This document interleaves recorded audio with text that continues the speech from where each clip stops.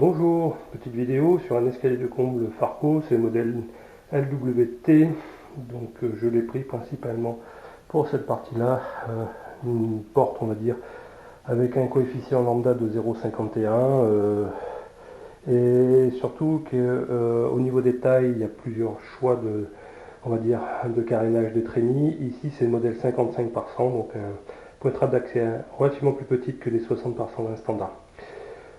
Commandé chez Toit et Comble, donc un petit peu plus d'un mois pour la livraison parce que c'était pas une style non standard.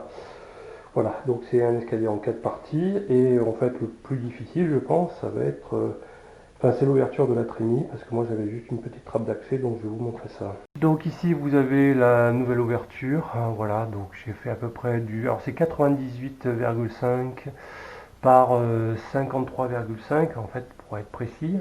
Bon j'ai 58 entre chevrons donc je vais devoir utiliser des cales et puis j'espère que j'ai à peu près bien fait l'ouverture. Bon le placo il est ouais il est pas génial, là il y a un petit bout, peut-être il va falloir que avec les baguettes de finition, sous les baguettes de finition que je compense avec de la mousse expansive etc. Enfin ou refaire un peu de map ou de plâtre après pour vraiment que ça soit nickel au niveau des prises d'air.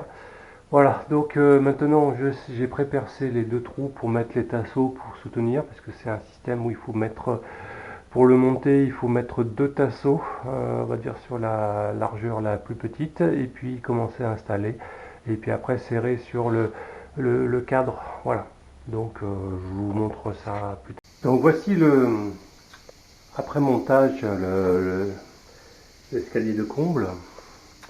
Alors, j'ai changé les baguettes puisque j'en ai pris des un peu plus larges parce qu'en fait la trémie originale était un peu plus large que la version que j'ai prise. J'aurais dû prendre un 60 par 100. J'ai hésité parce que j'avais que 58 pile poil en 30 tracks et le 60 aussi fait 58 en 30 tracks. J'aurais peur d'abîmer un peu les solides, donc j'ai préféré prendre la version 55.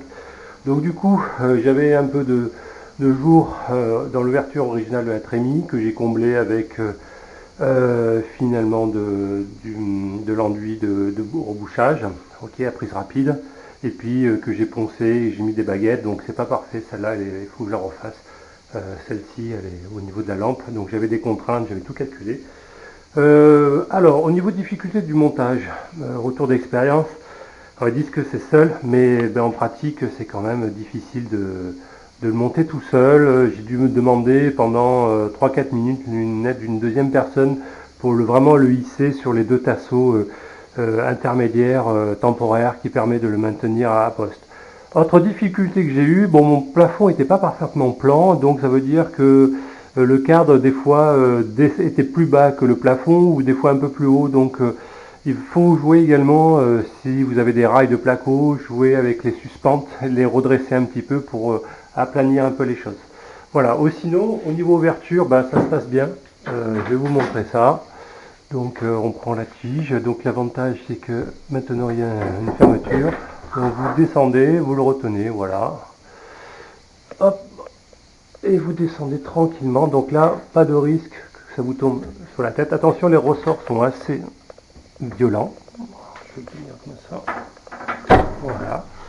Donc vous voyez la trémie. Puis il suffit de pousser le loquet ici, sur le côté, pour pouvoir ouvrir l'escalier. Attention, moi j'ai tout ce qui est en 55 par 100, on va dire par 100. Il y a 4 parties et donc vous n'avez pas les patins. Donc c'est normal, vous n'avez pas les patins a priori. Parce qu'il est en 4 parties. Donc tous ceux qui sont en 120, vous avez 3 parties de l'escalier. Et tout ce qui sont en 100, vous avez 4 parties et 100 patins. Voilà, donc la découpe, ça s'est bien passé, hein, suivant les instructions. Voilà. Est-ce que j'en suis content? Oui, oui. À part que si vous commandez les baguettes de finition, que vous avez un 100, ça sert à rien parce qu'elles sont à 120. Donc j'ai acheté 20 € des baguettes qui ne me servent à rien en fait, puisque je les ai refaites moi-même. Voilà, et après il a l'air costaud. J'ai dû mettre des entretoits, j'ai mis plus de vis que préconisé parce que j'ai vraiment voulu bien caler. La parallélisation et la mise à niveau est super importante si vous voulez après que au niveau de votre placo vous n'avez pas de retouche au niveau des baguettes de finition. Voilà, est-ce que je conseille cet escalier?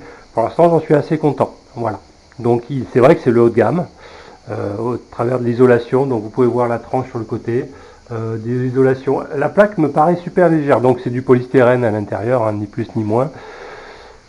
Est-ce que ça vaut 200 € de plus que, on va dire, un premier prix en GSB? Je sais pas. Enfin, franchement, je sais pas. Bon, enfin, écoutez, je l'ai payé pour son coefficient de 0,51. On verra bien l'usage. Donc maintenant, je vais pouvoir commencer un peu à travailler un peu mes combles. Alors j'ai des combles perdus, c'est juste pour mettre un petit plancher, pour mettre 2-3 cartons, rien de plus. Et pour pouvoir accès en toiture au cas où il y a une tuile qui se casse, etc. Donc c'est plus pratique. Bon, j'espère que ce retour d'expérience sur ces escaliers de comble Fargo, Farco, ouais, c'est ça, vous a été utile. Si vous avez des questions, n'hésitez pas. À très bientôt.